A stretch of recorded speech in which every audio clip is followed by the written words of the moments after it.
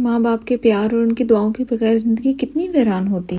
बचपन से देखती आई हूँ कि नमाज़ पढ़ने के बाद जब अम्मी जान दुआ मांगती तो अक्सर आंखों में आंसू होते। फिर मुझे पास बुलाती कि फाखरा बेटी इधर मेरे पास आओ और मुझे गले लगाती हूँ, इतना प्यार करती हूँ और ढेरों दुआएं भी देती। एक बार पास बैठी दादा जान ने पूछा कि क्या बात है, तो कहती मेरी एक ही बेटी है, पता नहीं मैं कैसे इसे दूसरों के हवाले करूँगी। अब जब मैं खुद बड़ी हुई हूँ और जब मेरी अपनी बेटी हुई तो अम्मी की फीलिंग्स को अच्छे से अंडरस्टैंड कर सकती हूँ।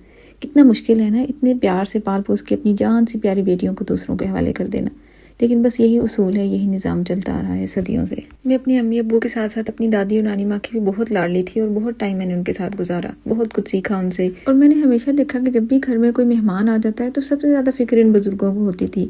और अक्सर ये बात सुनी कि तीत यानी आई है, इसका बहुत अच्छे से एहतमाम से खाना बनाना है, इनके खाने पीने रहने सहने सोने का इंतज़ाम बहुत अच्छा करना है।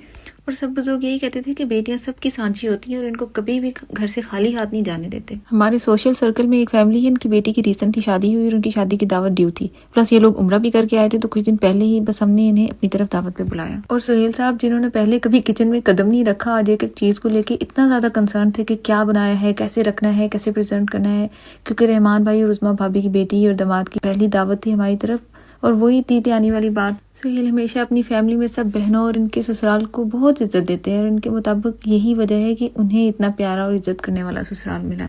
सूप रेडी था, गर्मा गर्म फिश फ्राई हो रही थी, बस इतनी देर में मेहमान भी पहुंच गए। मुझे ये था कि खाना गर्मा गर्म सबको सर्व हो जाए। इन सब के साथ ही गोनी भाई की फैमिली को भी इनवाइट किया था। गोनी भाई भी हमारे सोशल सर्कल में बहुत प्यारे इंसान हैं। मेरे भाई भाभी रजा एंड सोहा कहते हैं कि बाजी की बिरयानी तो 11 मुल्कों में मशहूर है। कहते हैं हम आज तक जितने भी मुल्कों में गए हैं बाजी, आज तक कहीं भी आपकी बिरयानी वाला मजा नहीं आया। खैर ये तो उनका प्यार है, मैं कोई खास स्पेशल इंग्रेडिएंट्स तो नहीं डालती, लेकिन मुझे लगता है कि प्यार खुलूस और मोहब्बत से जो भी चीज़ बनाई जाए वो मज़ेदार ही बनती है। मैंने आज बनाई चिकन जर्सी कढ़ाई बिरयानी, लैम्ब कौरमा, मज़ेदार से मसालेदार फिश फ्राई की, विंग्स किए, सूप बनाया और स्वीट में खोए वाली फिरनी। सब मेहमानों को खाना बहुत अच्छा लगा और खाने को सबने खूब एंजॉय किया।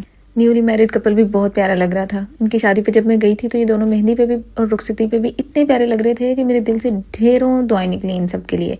पता नहीं आज भी क्यों हर दुल्हन में मुझे अपना आप नजर आता है। मुझे ऐसे लगता है ये भी किसी की फाखरा है। माँ बाप ने कितने प्यार से पाल पोस के इसको बड़ा किया है। अल्लाह पाक इसको अपने घर में खुश आबाद रखे। और ये देखें जरा सोहेल साहब के काम। इन्होंने वैसे तो किचन में आना नहीं होता, लेकिन चाय बनाने के बहाने से आके हमेशा मेरा चूल्हा खराब करना होता है। लेकिन आपस की बात है, मैं इनके मुंह पे तो नहीं मानती, लेकिन चाय वाकई बहुत मजे की बनाते हैं। सारी बच्चियां एक रूम में एंजॉय कर रही थी और सब बॉयज ने दूसरे रूम में हल्ला गुल्ला मचाया हुआ था। खूब एंजॉय कर रहे थे सब। बस अब जाने का वक्त हो गया था। मैंने इन लोगों के लिए कुछ गिफ्ट वगैरह लेके रखे हुए थे।